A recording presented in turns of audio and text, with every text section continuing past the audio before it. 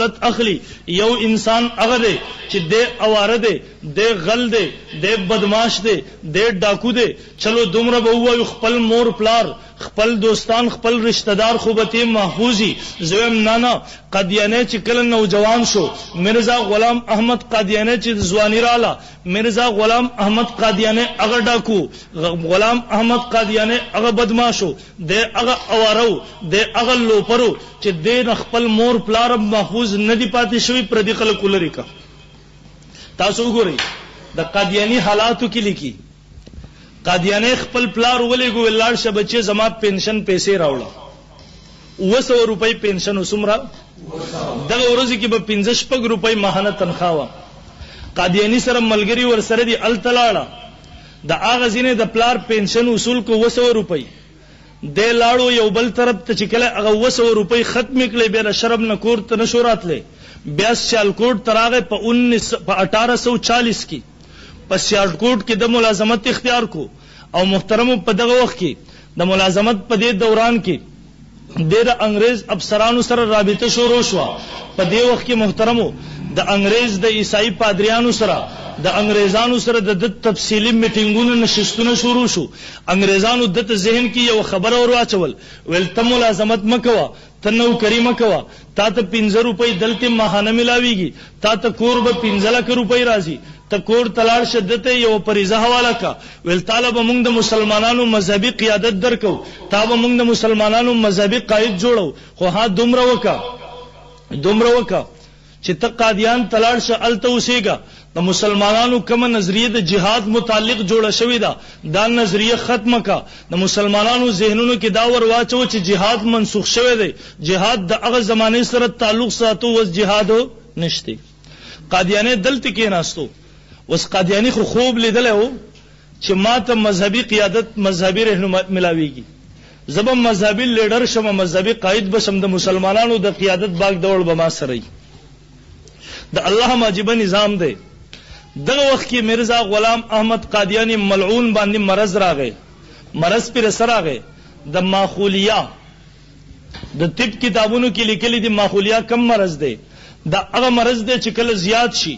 به انسان داوا کوي ز غیب دان یم د غیب دانی داوی شروع کی صداوی شروع کی دی وای زره غیب خبرونه پیژنم کله کله د داوا شروع کی ماته د الله تر طرف نه الهام کیږي کله کله د داوا کیره ماته د الله تر طرف نه پلان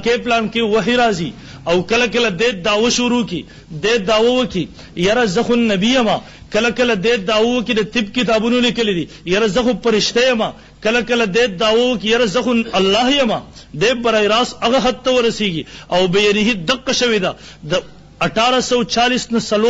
نه لس کال وروسته مرزا غلام احمد قادیانی په خپل کتاب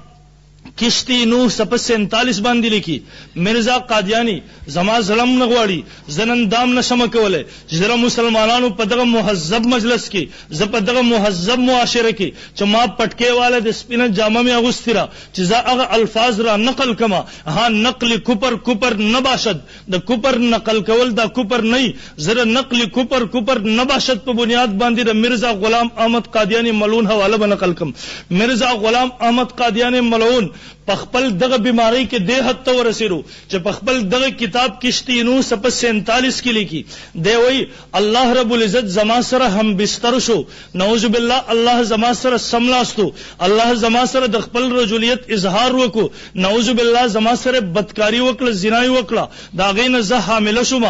دی وای لس میاشت پس زما حمل راغی بیا د الله تر طرف نه ماته حکم وشو لاړ ش پلان کیږي تا التر زلالما د کجوري یو ونوا ما ته وای د دلان دی ودرېګا زره دلان دی ودرېدم ما ته حکم مشو غس خپل زور ورکا ما غس خپل زور ورکو پاغي باندې ودرېدم دی وای ز پخپل د خپل ځان نه پیدا شوم ز پخپل د خپل ځان نه پیدا دسی سلیم نبی کې دی شي مرزا غلام احمد قادیانی هغه انسان دی د دعوه وکړه دوی ولکن رسول الله وخاتم النبیین نبی علیہ الصلوۃ والسلام ز خاتم النبیین منما یره تسنگ نبی علیہ السلام خاتم النبیین منی دی وای د خاتم النبیین مطلب دا دی خاتم په معنا د مہر سره دی سبا معنا سره دی خاتم مہر ته ویل کی مخکې دا مہر د الله سره چې پچا به جوړ لګاو هغه به تشریعي نبی جوړې دو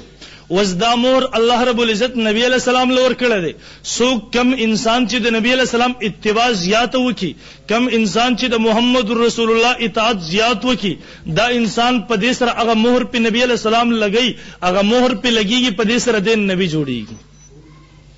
مونږ جواب ورکو جوابات نه کوم صرف د مرزا د خپل ټیم مناسب خبره کوم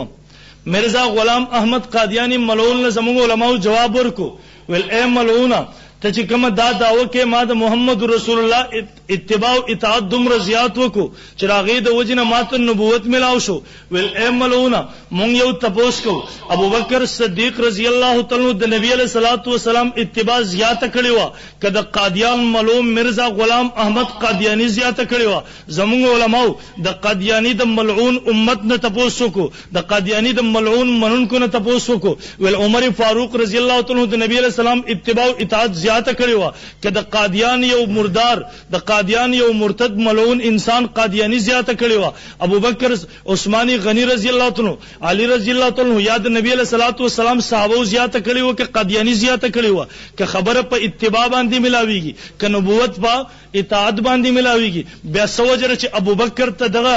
نبوت نه ملاویږي قادیانی ملعون ساتي محترمو زمونږ مسلمانانو عقیده او نظریه داله زمونږ مسلمانانو نظریه داله نبوت وهبي سیز دی کسبي سیز نه دی یو انسان په ډېر عبادتونو سره نبی نشي جوړېدی